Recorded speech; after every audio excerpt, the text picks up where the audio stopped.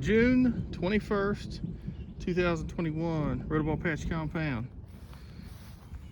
Up top of the key, we have the Tiger King, a 2350 Travis Ginger. Got some vines to vary this evening and hopefully tonight. Have church finance committee meeting I'm going to attend, and I'm going to come back and do some work on this patch. But you can tell old Ginger's plant doesn't like the heat, but she's a good plant. We're talking about 350 square foot thereabouts. I do have a pumpkin set. Hip hip hooray for pumpkin set, yeah. We're DAP 8 today. Decent pumpkin, she's growing. I like the shape. Slowly trying to move this pumpkin this way. I don't like how the stem is. You can see that the main vine right there got cut off. I had to cut it off because it broke a little bit further down. I do have a secondary running off. That's going to be my new main. Yay, secondary. And I still have secondary at the pumpkin running off. I like to keep those best I can. Got a little bit of sand. Underneath the sand, we're empty on this side. So hopefully that pumpkin will kind of just roll towards us a little bit, straighten that stem out. I do have some bamboo trying to slowly torque it towards me. That's the key with these guys. If you're going to move these pumpkins, you don't do it overnight. You do it slowly, or you get the old snap effect. I'm going to show you out here on the side of this plant, and it looks a lot worse than the other side. Scratching my head trying to figure out what in the world is going on with these leaves. You have such beautiful, nice leaves, especially for old Drama Queen. And then out here, these things are looking yucky, holy, whatever. Looks like we had a hell event, but it didn't. What I believe to have taken place is, if you look at this soil, it is clay mostly. Even after heavily amending this spot with composted leaf and manure, it's still got a very heavy clay base. This is where I believe that my fill dirt from the basement was dug out and put in my lawn. So how does that affect the leaves? Well, I fertilize the dickens out of it, top dress it, rain comes and hits it, splashes fertilizer up on the leaves. Wham bam, thank you ma'am. You got holes, you got deformities. Now obviously that guy, that's just the heat stroke from the old Ginger plant, just the way it does.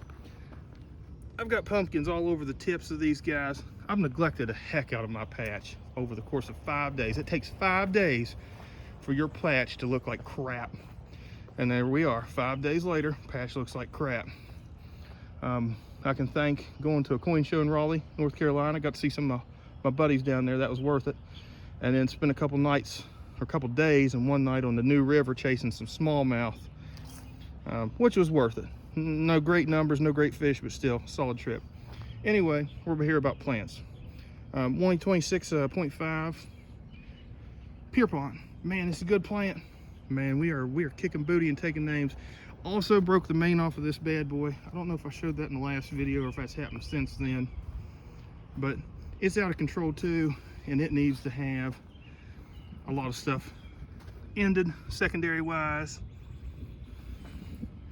I mean, look at those guys. We're getting ready to touch the tomato box. Tomatoes are huge, by the way. Real tickled with those. Don't have any tomatoes set. I don't even know if you set tomatoes, but I don't have tomatoes set. That's my new main. That is not the main. That is a secondary. That is our new main. We have squash out there on the tip. That will be our squash. I know you saw some in the video earlier when we were walking around these secondaries. Those guys will be peeled off. Like I said, they're still there because of neglect, not because of design. 1347.5 Rotoball porch pumpkin. This gal's nice. This is not a porch pumpkin. This is going to be a nice plant. I'm going to push it out there. I might give it a little bit more space. We might try to get a 1,000-pound, 3,000-pound pumpkin off of it. I don't know what the deal with that stem is. And I don't know if Andrew Vile watches my videos, but dude, check out that stem. Yeah, baby. That is something else. I mean, that's only 7 or so foot, 6 foot from the stump, but super cool. I didn't know this plant had it in it. Let's walk up here and check out Mr. Burchett's plant, the 1342. And that's the plant. We've ended a lot of secondaries. I came out here and just scissored off the ones that are hitting the board. The plant's a beast, man. It was tiny. It wasn't tiny 2 weeks ago, but last video was a heck of a lot smaller. You know, we're pushing 450 square foot on this plant. I do have a pumpkin set. It's underneath our white table. We'll look at it in a second. Had one set there. Didn't like the way it looked. Started to give up the ghost. We cut her free. It was a little bit closer to stump. This guy out here's closer to 18 foot or so. It's a 3-lober, and I believe it to be a true 3-lober. I'm gonna give it a chance. It's not that old, and it's not that big. I'll peel this junk off if I can. I'll come back and do that when I have 2 hands, but anyway, we'll see how it goes. Rick Jolivet said give it a try. Travis Ginger said give it a try. I'm gonna give it to 15 to 20 days and see what we have. Now obviously, I have a home girl a little bit further down here.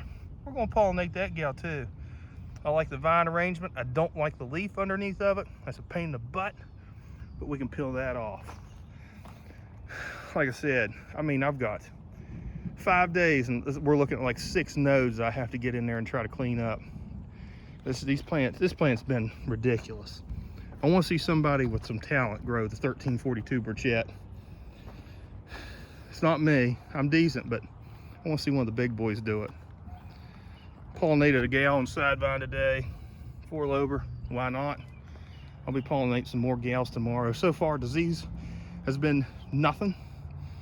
Insect has been minimal. 2 squash bugs, cucumber beetles. One was dead, one was alive, and was shortly dead thereafter.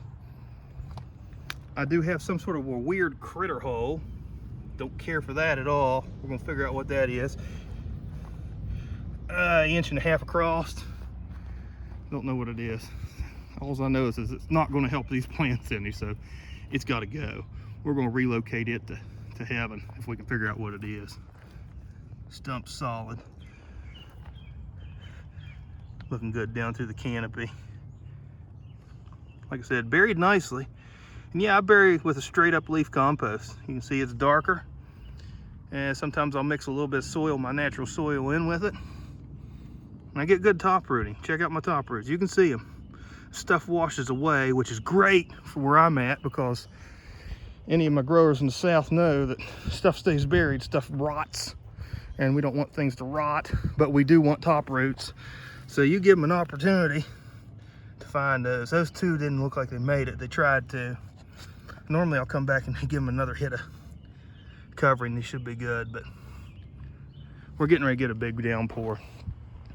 I'm gonna be working tonight. I'm gonna be burying vines. Got a headlamp. You gotta do it when you gotta do it, when you got time. Let me look at those secondaries back in there. My goodness, I even hate to post this video. But anyway, guys, I like what I'm seeing so far. Just need to get off my keister and make things happen. I'll see you next video. Questions, comments, holler at me. Doc out.